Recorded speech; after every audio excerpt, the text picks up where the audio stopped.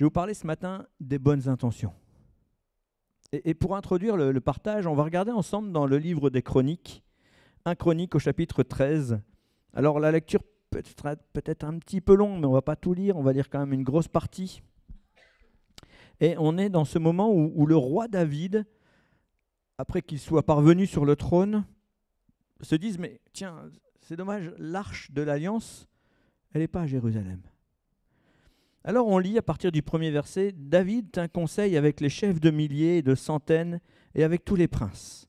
Et David dit à toute l'assemblée d'Israël, si vous le trouvez bon, et si cela vient de l'Éternel notre Dieu, envoyons de tous côtés vers nos frères qui restent dans toutes les contrées d'Israël et aussi vers les sacrificateurs et les Lévites dans toutes les villes où sont leurs banlieues, afin qu'ils se réunissent à nous, et ramenons auprès de nous l'arche de notre Dieu, car nous n'en sommes pas occupés du temps de Saül. Toute l'assemblée décida de faire ainsi. Je vais arrêter là pour le verset 4. Après, c'est pas mal de noms de gens qui vont se joindre à David. Et on va au verset 7. Et on voit, ils mirent sur un char neuf l'arche de Dieu, qu'ils emportèrent dans la maison d'Abinadab. Uza et Acho conduisaient le char. David et tout Israël dansaient devant Dieu de toute leur force en chantant et en jouant des harpes, des luths, des tambourins, des cymbales et des trompettes. Lorsqu'ils furent arrivés à l'ère de Kidon, Uza étendit la main pour saisir l'arche parce que les bœufs la faisaient pencher. La colère de l'Éternel s'enflamma contre Uza et l'Éternel le frappa parce qu'il avait étendu la main sur l'arche. Uza mourut là, devant Dieu. David fut irrité de ce que l'Éternel avait frappé Uza d'un tel châtiment. Et ce lieu a été appelé jusqu'à ce jour Péret Uza. David eut peur de Dieu en ce jour-là et dit, « Comment ferai-je entrer chez moi l'arche de Dieu ?» David ne retira pas l'arche chez lui dans la cité de David, et il la fit conduire dans la maison d'Obed-Édom de Gath. L'arche de Dieu resta 3 mois dans la maison d'Obed-Édom, dans sa maison, et l'Éternel bénit la maison d'Obed-Édom et de tout ce qui lui appartenait. Voilà une histoire à rebondissement. Tout d'abord, on se rend compte qu'on a laissé l'arche en souffrance quelque part depuis un petit moment. Hein. On voit ça dans 1 Samuel 6. Depuis un petit moment, l'arche, elle est abandonnée, je dirais, négligée depuis le temps de Saül. Elle est à Kirjat-Jearim, depuis que les Philistins l'ont emporté là. C'est-à-dire que les Philistins l'avaient volée et ils l'ont déposée à Kirjat-Jearim. C'est ce qu'on lit dans 1 Samuel 6, au verset 21. Ils envoyèrent des messagers aux habitants de Kirjat-Jearim pour leur dire « Les Philistins ont ramené l'arche de l'Éternel, descendez et faites-la monter vers vous. » Voilà. Elle est là. Et Saül s'en est pas vraiment occupé. Pour lui, ce n'était pas quelque chose d'important. En revanche, David, il se dit « Mais moi, ce que je voudrais, c'est que l'arche soit à Jérusalem, soit dans la maison du roi, soit à proximité. » Est-ce que c'était une bonne idée? Il le pense, mais pour en être sûr, puisque le succès est dans le nombre des conseillers, il va demander conseil. Est-ce que c'est sage? On est d'accord, c'est sage. La moindre des choses, quand tu as une bonne idée mais que tu n'es pas sûr, eh bien demande conseil. Alors il va demander conseil à des sages, il va demander conseil à des prêtres, il va demander conseil à ses princes, toute sa famille. Est-ce que vous pensez que c'est bien d'avoir l'arche? Et tout le monde dit oui, c'est une bonne idée d'avoir l'arche à proximité. D'autant que, on le voit, c'est un objet de bénédiction, on l'a lu dans le verset 14.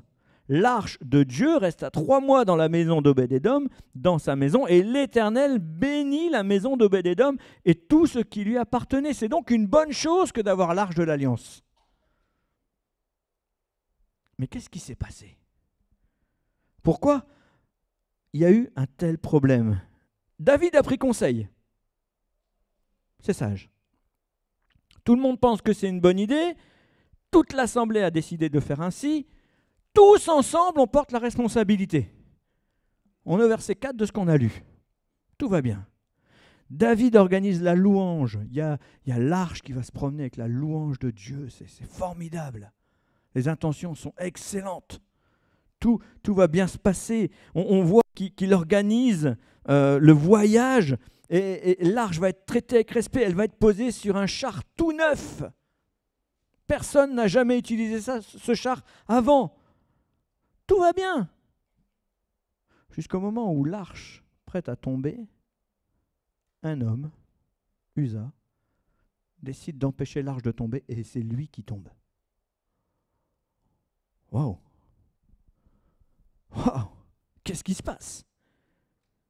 Est-ce qu'il n'y a pas une bonne intention d'empêcher l'arche de tomber? Je vous pose la question. L'intention est bonne, c'est quand même quelque chose de lourd. Si elle tombe, elle va se casser, elle va s'abîmer. C'est inacceptable, impensable, il faut la retenir. Elle n'est pas tombée.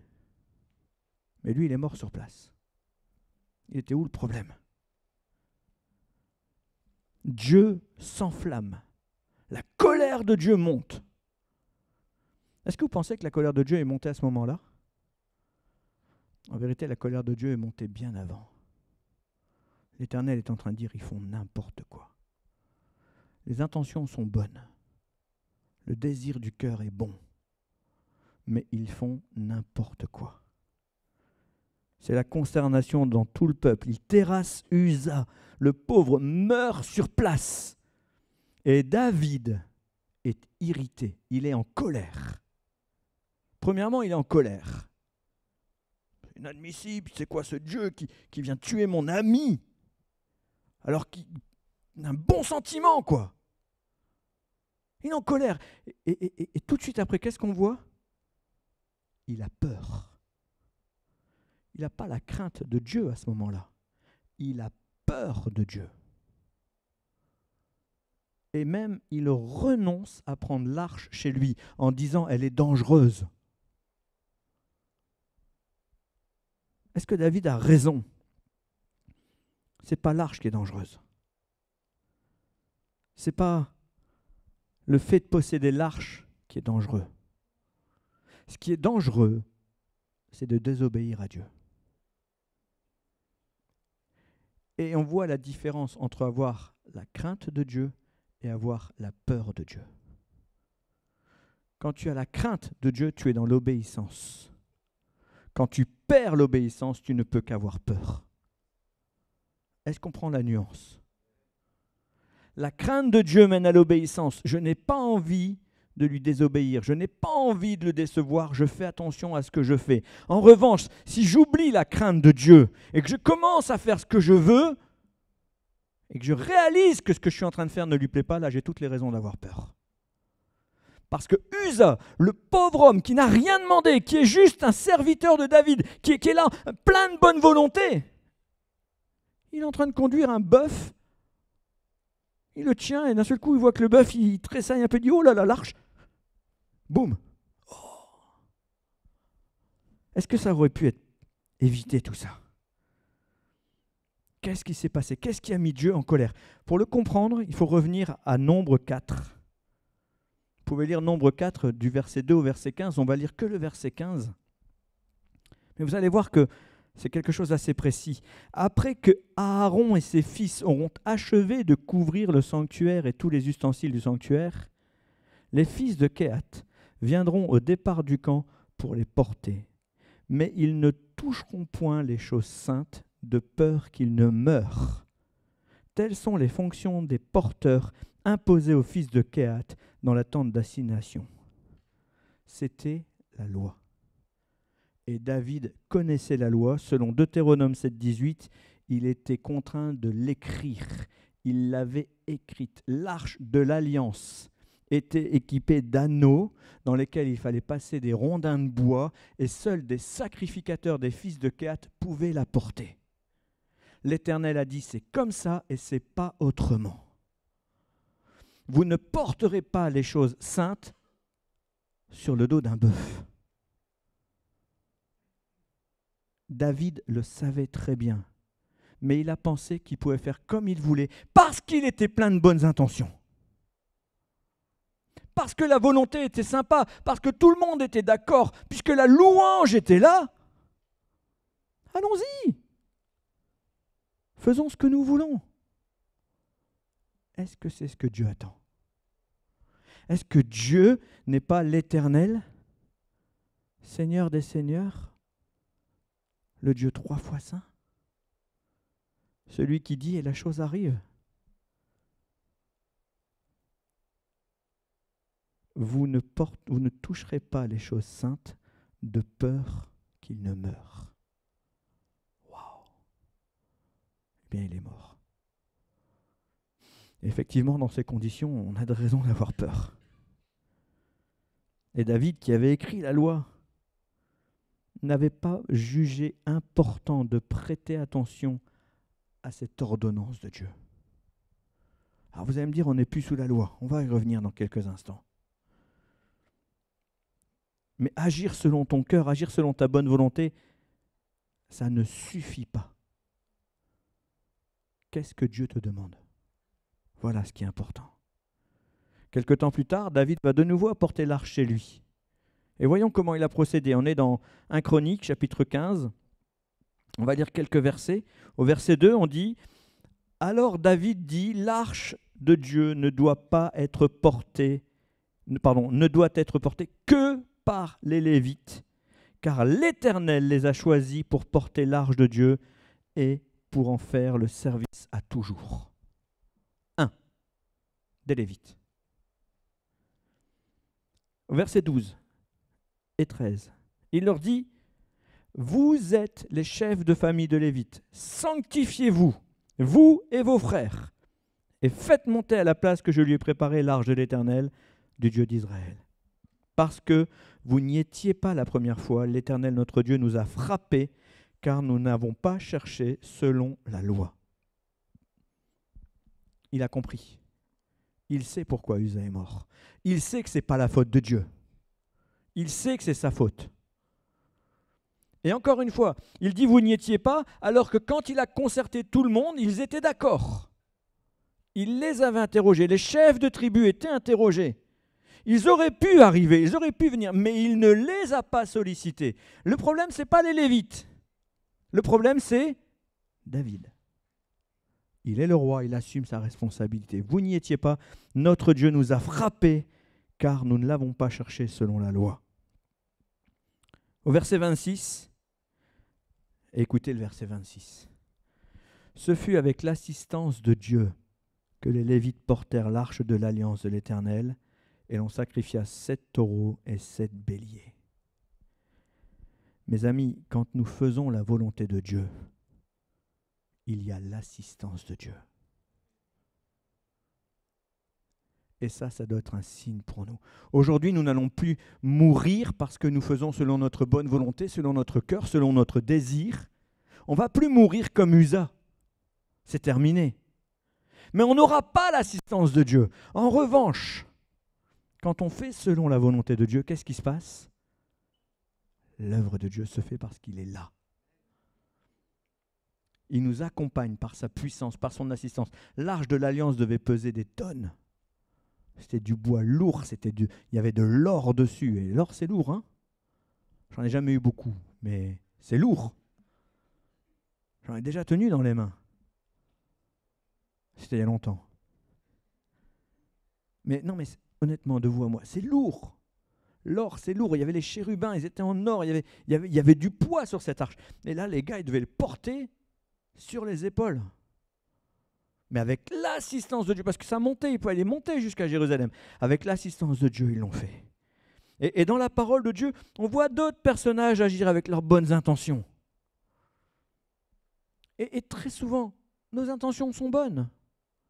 Prenons un simple exemple. Est-ce que les pharisiens n'étaient pas remplis de bonnes intentions? Bien sûr que oui.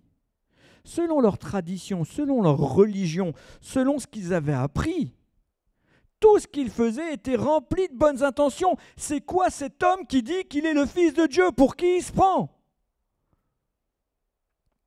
On a encore une religion aujourd'hui qui dit que Dieu ne peut pas avoir de fils. Non mais alors, pourquoi? Si on s'arrête à la loi, si on s'arrête à l'Ancien Testament, si on s'arrête aux écrits, mais les pharisiens, ils ont raison dans tout ce qu'ils font. Ils sont de bonne volonté. Sauf qu'ils passent à côté. Ils avaient même l'approbation du peuple. Le peuple était avec eux.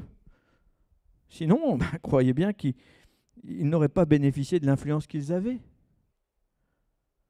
Les pharisiens étaient des hommes remplis de bonnes intentions. Jésus les a sévèrement corrigés, même s'ils n'ont pas reçu les corrections. Mais ils ont été corrigés.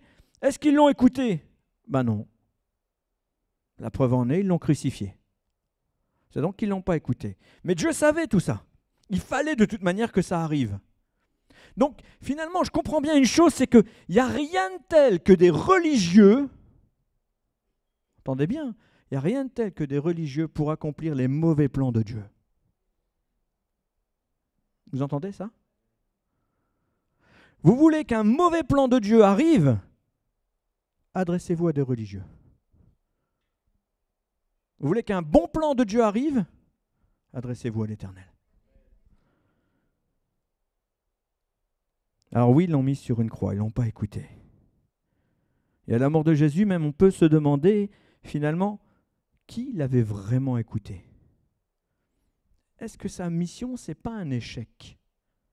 Alors vous allez me dire, frère, doucement. Évidemment, 2000 ans après, c'est facile de dire que la mission de Jésus, c'était un gros succès. Mais juste après, même au moment de la crucifixion, il est où le succès? Combien d'hommes et de femmes sont aux pieds de Jésus en train de le pleurer? Il a guéri des milliers de malades, il a ressuscité 3 personnes. Il a fait du bien à plein de gens. Il est crucifié à la croix, il n'y a personne. Enfin, je m'entends, quelques personnes. On annonce sa résurrection. D'abord des femmes. On est tellement convaincus qu'on va faire la course pour savoir lequel de Pierre ou de Jean va arriver le premier au tombeau pour voir si c'est vrai. Ça devient presque un jeu. On en est là. Parce que ce n'est pas possible. Il est où le succès dans la mission? Qui le croit? Ah, ça y est, il est ressuscité, on en est sûr. Combien ils étaient dans la chambre haute? 120 personnes. Il a guéri des milliers de malades. Où sont les milliers? 120 personnes, à l'image du peuple, c'est peanuts. 2% de chrétiens en France allaient dire à Macron qu'on veut de la place pour le culte. Il va dire, je n'ai rien à taper, vous n'êtes que 2%. Moi, ce qui m'intéresse, c'est la majorité, ce n'est pas 2%. À l'échelle humaine, la mission de Jésus, quelques jours, quelques semaines après sa mort, c'est un échec. Mais la bonne volonté n'a pas suffi. C'est l'obéissance qui porte des fruits pour l'éternité. La preuve en est, quelques jours après, 5000, 3000, et c'est parti. Et aujourd'hui, l'humanité a entendu parler de la bonne nouvelle de Christ. À la croix, il n'y avait plus personne. La tradition était tellement forte et ancrée, remplie de bonne volonté. Revenir à ce qu'on connaît, revenir à notre petite sécurité. Et il a fallu l'effusion de l'Esprit. Pourquoi? Parce que 1 Chronique 15, 26, ce fut avec l'assistance de Dieu que les Lévites portèrent l'arche de l'Éternel. Ce fut avec l'assistance du Saint-Esprit que les disciples ont porté la bonne nouvelle. La nouvelle alliance. L'arche de l'alliance, la nouvelle alliance. Avec l'assistance de Dieu, avec l'assistance du Saint-Esprit. Ne fais pas les choses sans la volonté de Dieu. Même si ça te paraît être une bonne chose. Parce que ce n'est pas fini, les amis. Vous allez me dire, ah bah oui, ils ont eu l'assistance du Saint-Esprit, ça a été facile avec le Saint-Esprit. Oui, alors ça, c'est sur le papier, c'est sur l'évangile à l'eau de rose. Donne ta vie à Jésus, tu seras heureux. Qui n'est pas heureux? Une différence entre le bonheur et être heureux. Une différence entre tout avoir et être heureux. Je suis heureux de connaître Christ. Ma vie a été transformée par Jésus. Je ne regretterai jamais d'avoir donné ma vie à Christ. Mais est-ce que ma vie est facile tous les jours? C'est pas vrai. Alors on continue, on est dans le Nouveau Testament et là, on s'aperçoit que Pierre, l'homme quand même qui a été l'initiateur de l'effusion de l'Esprit, qui qui a quand même gagné avec une prédication des milliers d'âmes. Moi, j'aimerais bien. Hein. Dans Acte 10, il se retrouve sur un toit avant d'aller rencontrer Corneille qu'il a invité. Il ne sait même pas d'ailleurs qu'il va être invité dans quelques secondes par cet officier romain. Et il est invité à faire quelque chose d'inédit. Et qu'est-ce qu'il va faire, Pierre? Il va répondre par ce qu'il connaît. Regardons ensemble dans Acte 10 au verset 14. Alors que Dieu lui a déballé une nappe avec tout un tas d'animaux à tuer et à manger, Pierre répondit « Non, Seigneur, car je n'ai jamais rien mangé d'impur et de souillé. » La voix lui dit encore, pour la seconde fois, « Ne regarde pas comme souillé ce que Dieu a purifié. » Dieu lui met une table avec des aliments dits impurs. Certainement un bout de porc. Il y a des animaux qu'on ne mange pas dans la religion juive. Et Dieu lui dit mange. Et lui dit non. C'est quand même Dieu qui lui dit. Et lui dit non. Il pense presque que c'est un test. Grosso modo, Seigneur, tu ne vas pas m'avoir avec un test aussi basique. Parce que franchement, je connais la religion. C'est-à-dire qu'il a beau connaître Christ, il a beau avoir compris que toute cette religion-là est basée sur une loi qui nous a été donnée pour démasquer le péché, il n'a toujours pas compris que quand Dieu dit, fais. Et même nous, ça nous arrive. Parfois, Dieu nous dit quelque chose qui nous paraît complètement ahurissant, mais si c'est Dieu qui a dit, ben nous on dit, ben non, on ne va pas faire ça quand même. Voilà. Vous savez, quand vous êtes dans la rue, ça m'est déjà arrivé, et je vois un homme que je connais depuis l'enfance, j'étais jeune chrétien à l'époque, et je vois un homme qui a toujours boité. Et je suis dans la rue, je ne l'ai pas vu depuis 7, 8, 10 ans peut-être. Je suis jeune converti, je le vois dans la rue et Dieu me dit, va prier pour lui. Oh non, Seigneur, pas dans la rue, hein. On n'est pas à l'église.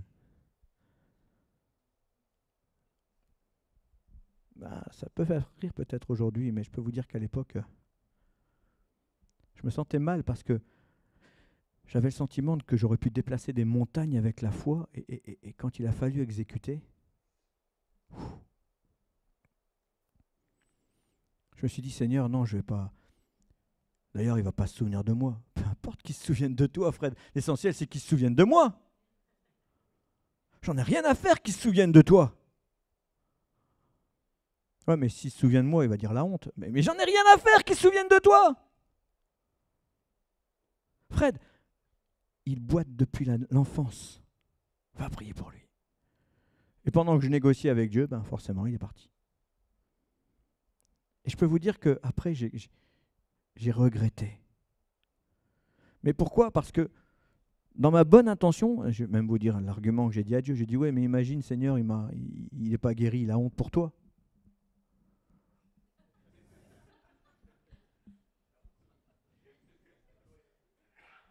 Ah oui, ça va loin. Ah, Dieu m'a demandé de prier pour toi pour que tu guérisses. Et ben, s'il n'est pas guéri, Seigneur, la honte, quoi.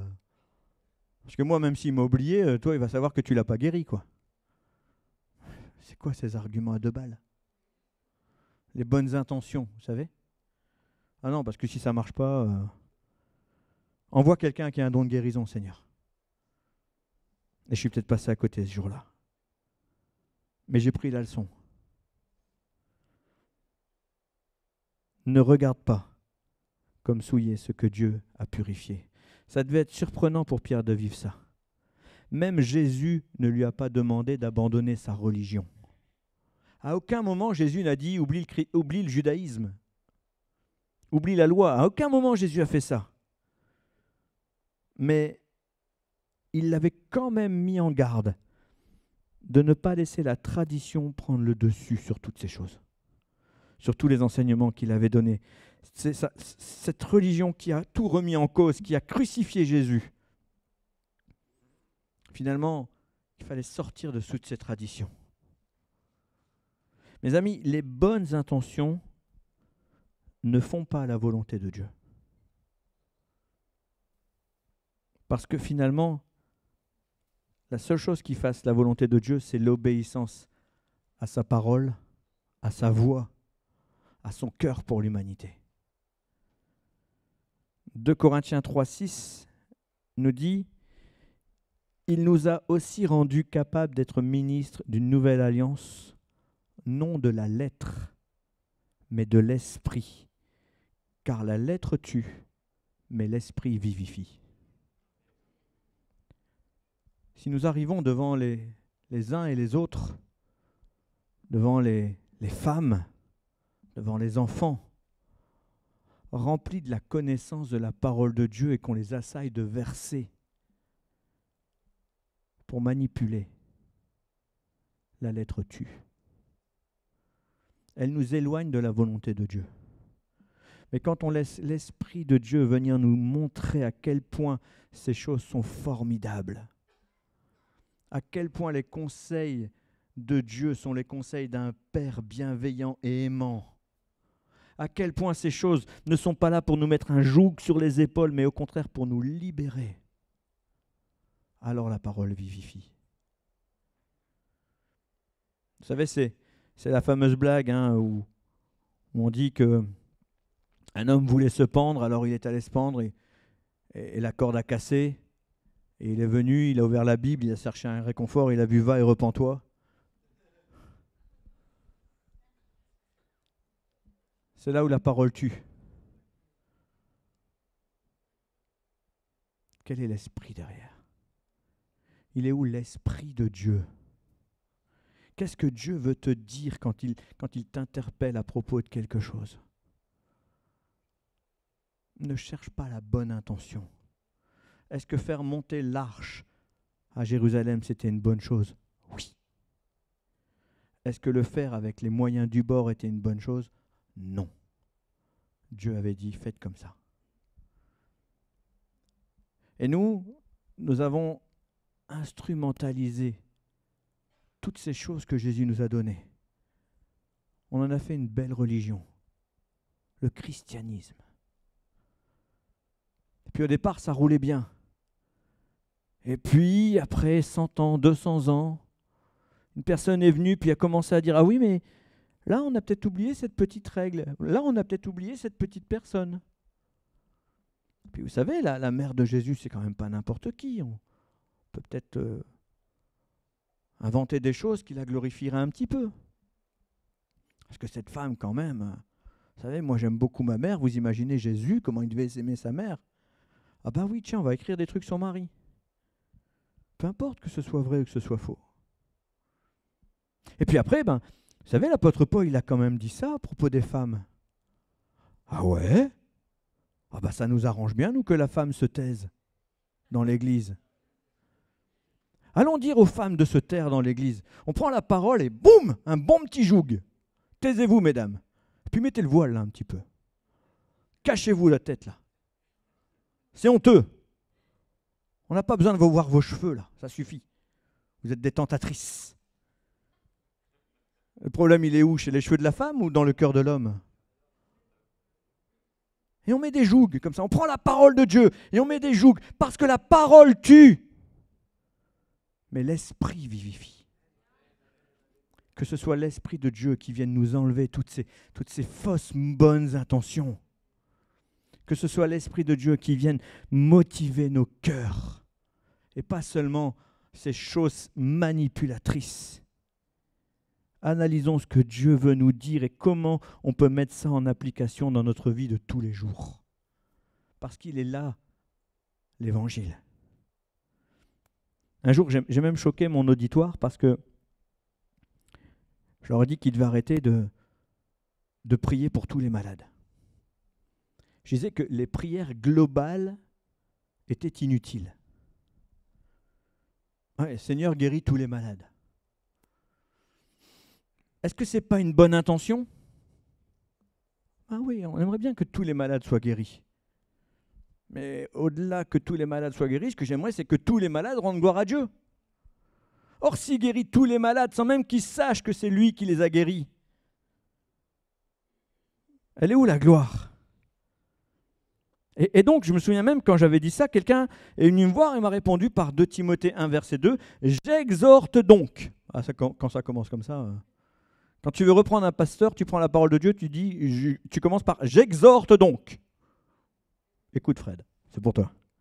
Avant toute chose, à faire des prières, des supplications, des requêtes, des actions de grâce pour tous les hommes. Fred, c'est ce qui est écrit.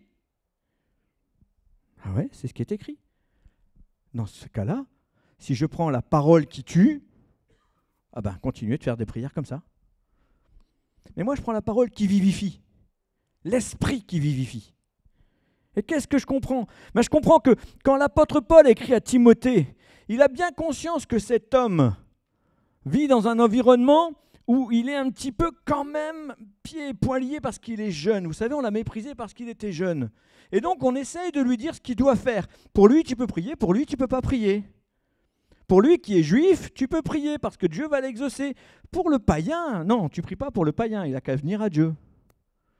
Éventuellement, pour le chrétien, tu peux prier, mais normalement, les chrétiens sont guéris. Voilà. On en était là à l'époque. Sauf que l'apôtre Paul dit à Timothée, tu peux prier pour tout le monde. Personne n'est suffisamment mauvais pour ne pas recevoir la grâce de Dieu. Tout le monde est concerné. Tu peux prier pour tous les hommes. Tu peux faire des prières, des supplications, des requêtes, des actions de grâce pour tous les hommes. Ça ne veut pas dire prie pour qu'en une prière, tous les hommes reçoivent. Ça n'existe pas. Ça part d'une bonne intention, mais comprends la parole de Dieu. Christ est venu pour réconcilier l'humanité. Est-ce que vous êtes d'accord avec moi ? Il est venu réconcilier l'humanité avec Dieu. Mais est-ce que tous les hommes sont réconciliés avec Dieu ? Ben non. Seulement ceux qui lui obéissent. Hébreux 5, 9. Je vais paraphraser, je vais commencer en disant Jésus est devenu pour tous ceux qui lui obéissent l'auteur d'un salut éternel. Et pas pour les autres. Tu ne lui obéis pas, tu n'as pas de salut. C'est clair. Et là, je ne m'arrête pas à la parole qui tue. C'est tellement clair. Alors, je n'ai jamais dit de ne pas prier pour tous les hommes. Et on peut prier pour toutes les femmes aussi, entre nous. Mais la bonne intention ne va pas changer le cœur de Dieu. Père guéris tous les malades, c'est une prière inutile. Par contre, si vraiment tu veux que tout le monde soit guéri, eh bien, dis plutôt Père, oint tout ton peuple pour que nous recevions ce don de guérison et que nous puissions guérir tous les malades. Et là, on entre dans une prière selon le cœur de Dieu. Parce que c'est quand même Jésus qui dit, dans Luc 10, 2, « La moisson est grande, mais il y a peu d'ouvriers. Priez donc le maître de la moisson d'envoyer des ouvriers dans la moisson. » Seigneur, donne-moi l'onction pour accomplir les signes, les miracles et les prodiges. Donne-moi la puissance. Alors dans ce cas, je peux y aller. Et les guérisons, les signes, les miracles et les prodiges qui vont se produire donneront la gloire à qui ? À Dieu. L'Éternel ne partagera pas sa gloire avec un autre. C'est ce que la parole de Dieu nous dit. Je ne donnerai pas ma gloire à un autre. Mais une chose est certaine, c'est que Dieu ne va pas faire notre travail. Ah, Seigneur, touche son cœur. Tu pries pour ton voisin depuis des années, mais tu ne lui as jamais parlé. Ben, ça va être compliqué, hein ? Dieu ne va pas faire ton travail. Alors peut-être que ton voisin est terrible. On a de la chance, on n'en a pas des comme ça, mais certains voisins sont inabordables, sont vraiment mauvais, sont méchants. Seigneur, envoie un enfant pour lui parler, envoie quelqu'un lui parler, lui dire. C'est l'histoire du pasteur Yonguichaud. Vous savez, le pasteur Yonguichaud, paix à son âme, hein, il est avec le Seigneur maintenant, mais le pasteur Yonguichaud était un homme dur. Personne n'osait lui parler, jusqu'à ce que, alors c'est l'histoire qui dit ça, je pense que c'est lui, jusqu'à ce qu'une petite fille vienne taper à sa porte, et lui qui était un homme dur, et je pense que c'était un officier dans l'armée, en Corée, il ouvre la porte assez violent. Qu'est-ce que tu veux?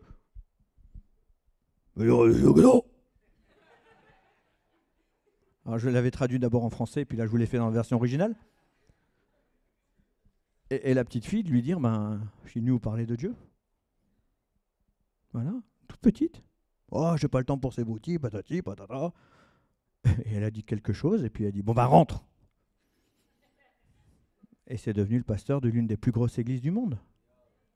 Ah, il fallait quelqu'un qui ose. Et Dieu a envoyé une petite fille.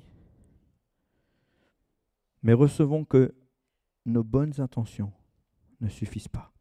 On peut faire tout un tas de choses bonnes pour Dieu et passer à côté.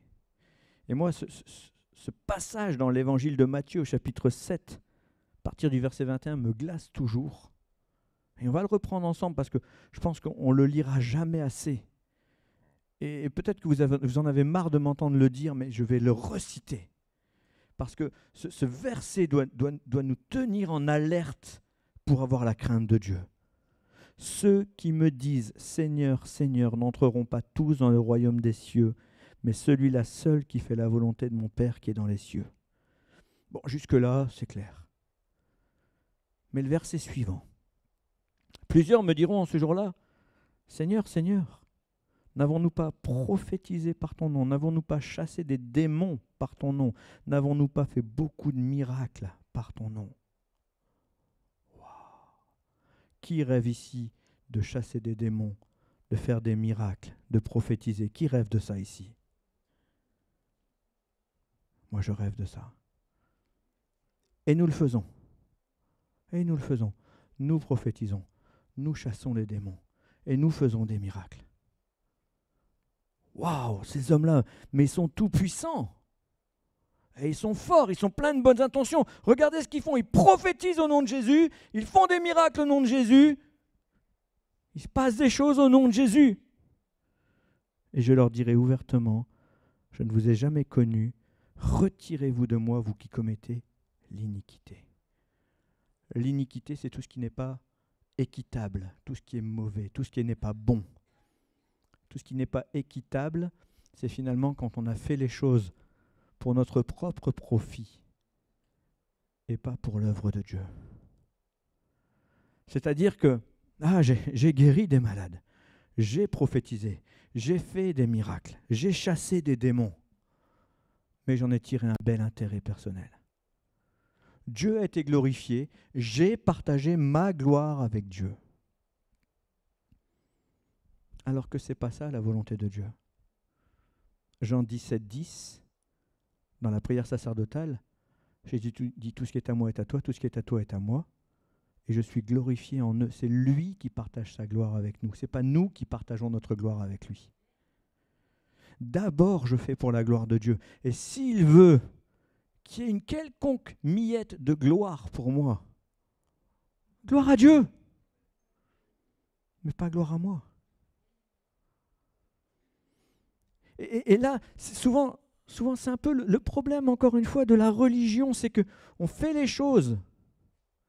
Et là, on va être une centaine à se déplacer pour aller écouter un homme qui vient de Colombie. Mais croyez une chose, c'est que cet homme-là fait les choses pour la gloire de Dieu. Parce que s'il faisait les choses pour la gloire personnelle, il ne se déplacerait pas pour 400 ou 500 personnes. D'accord? Ceux qui font pour la gloire du monde se déplacent pour des milliers, pas pour des demi-milliers. D'accord? Et retenons que la bonne intention ne mène pas au ciel. Ce qui m'a décidé à vous parler de ça ce matin, j'étais sur la route hier en train de revenir, et puis je savais que le pasteur Philippe Delblanc n'était pas en super forme pour venir, peut-être qu'il ne viendrait pas, et j'entends quelqu'un qui nous parle de cette expression, qui nous dit « l'enfer est pavé de bonnes intentions ».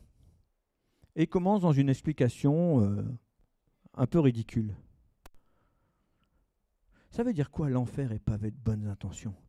Ça veut dire que tes bonnes intentions, si elles ne sont pas de Dieu, elles ne te conduisent pas au ciel, elles te conduisent en enfer. C'est ça que ça veut dire. Il y a plein de gens qui ont eu des bonnes intentions, mais qui se sont trompés dans leur chemin. Et finalement, ils se sont tracés une ligne toute directe vers l'enfer.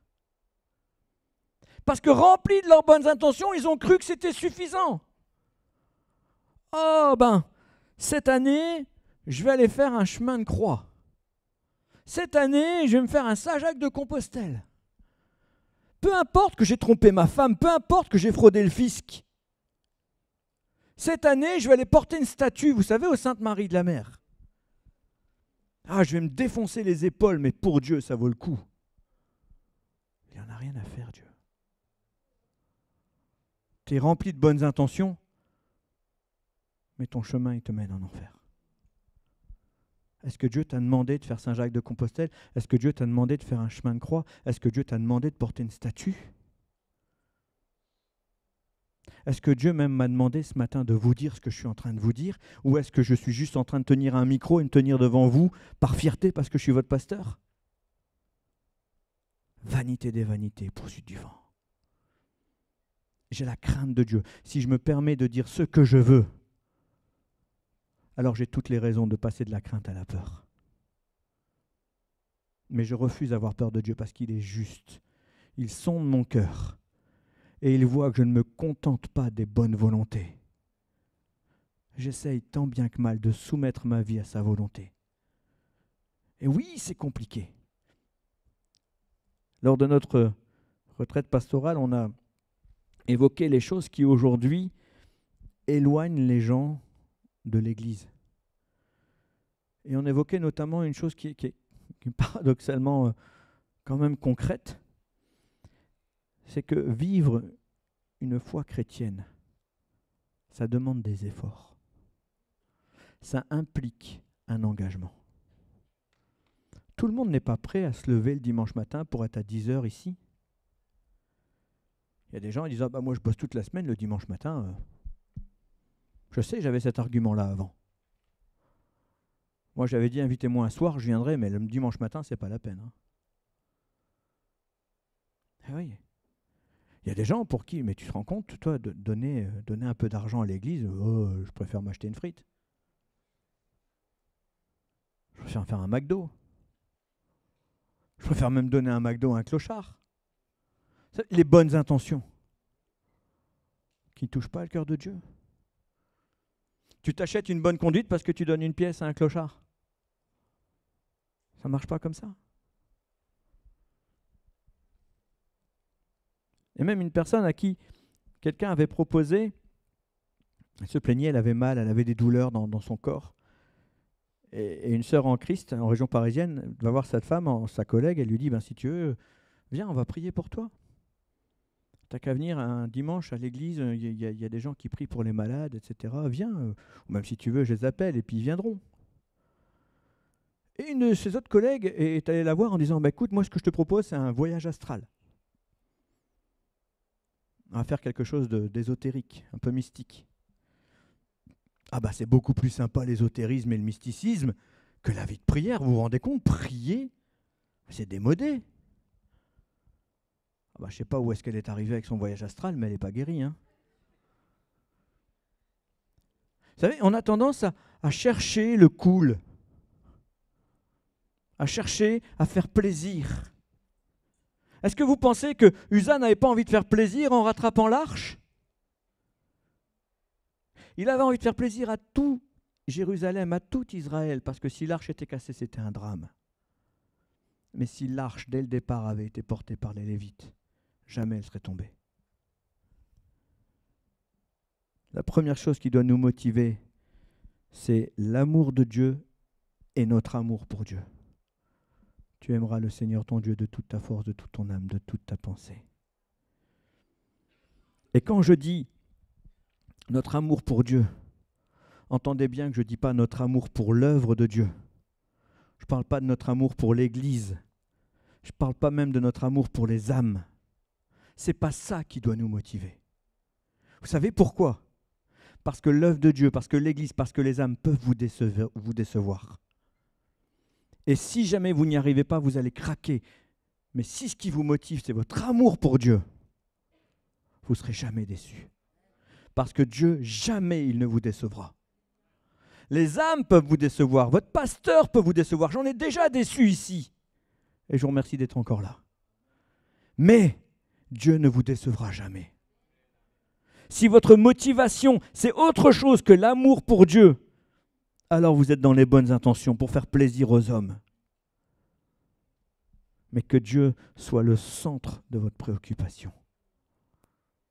Est-ce que ce que je fais aujourd'hui honore Dieu? Allons un peu plus loin. Parce que parfois ça n'honore pas, mais parfois ça déshonore. Ça déshonore. Est-ce que ce que je fais aujourd'hui ne déshonore pas Dieu? Est-ce que s'il était avec moi là, à l'instant, je dirais, je ferais, je penserais la même chose? Est-ce que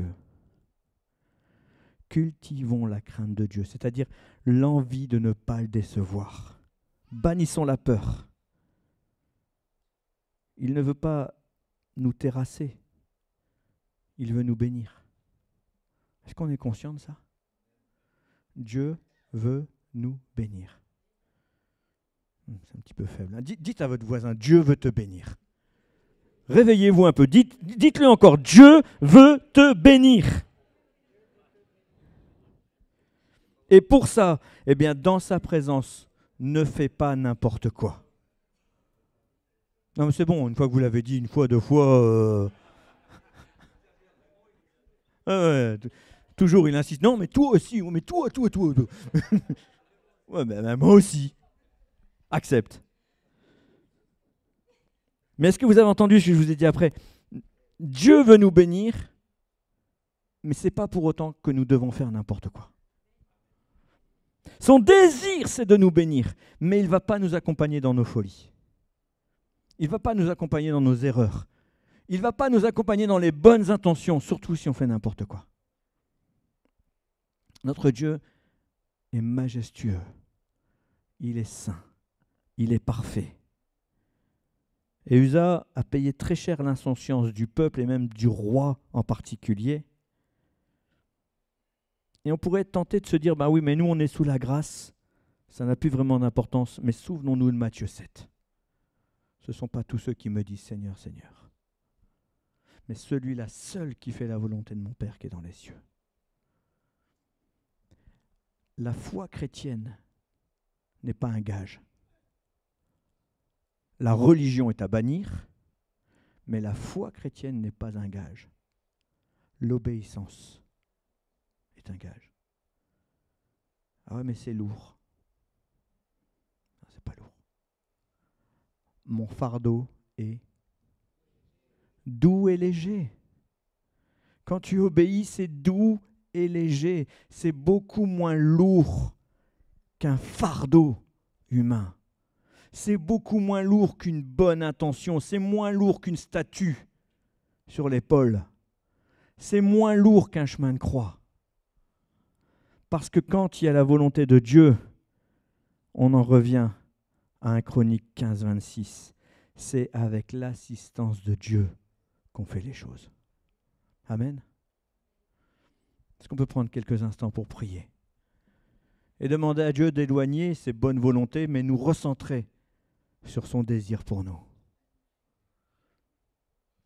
Père éternel, avant toute chose, nous te rendons grâce pour ta parole qui est merveilleuse, qui nous parle, qui nous interpelle, et aussi pour ton esprit qui vient donner vie à tous ces mots les uns derrière les autres.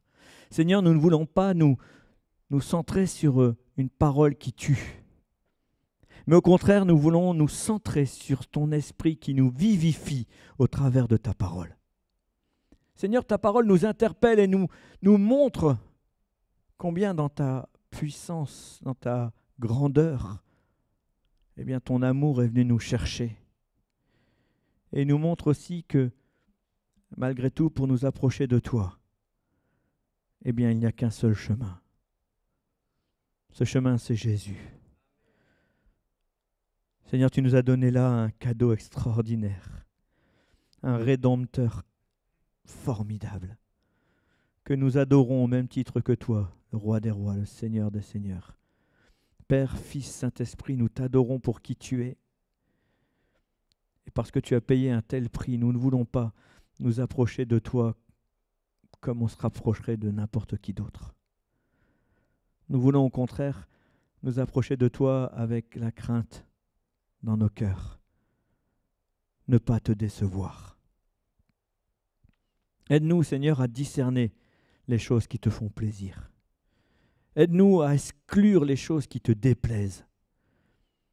Seigneur, rien n'est interdit, mais tout n'est pas utile, c'est ce que ta parole nous dit. Et à ce titre, eh bien, nous voulons nous concentrer sur ce qui te fait plaisir. Seigneur, aide-nous à balayer nos bonnes volontés au profit de la seule et unique volonté qui tienne, c'est-à-dire la tienne. Nous voulons, Seigneur, accomplir tes desseins dans notre vie, dans notre Église, dans notre appel. Seigneur, je refuse d'accomplir des signes, des miracles et des prodiges pour la gloire de mon nom. Je refuse qu'il en soit de même dans cette Église. Que la seule chose qui compte, ce soit la gloire de ton nom, Père éternel. Que la seule chose qui vaille soit de glorifier Dieu. Au nom de Jésus, par la puissance de ton esprit. Père, nous te sommes reconnaissants pour qui tu es, pour tout ce que tu fais. Mais avant toute chose, eh bien, nous voulons te dire que ton amour a transformé notre vie. Et qu'en retour, la seule chose que nous voulons te donner, c'est tout notre amour.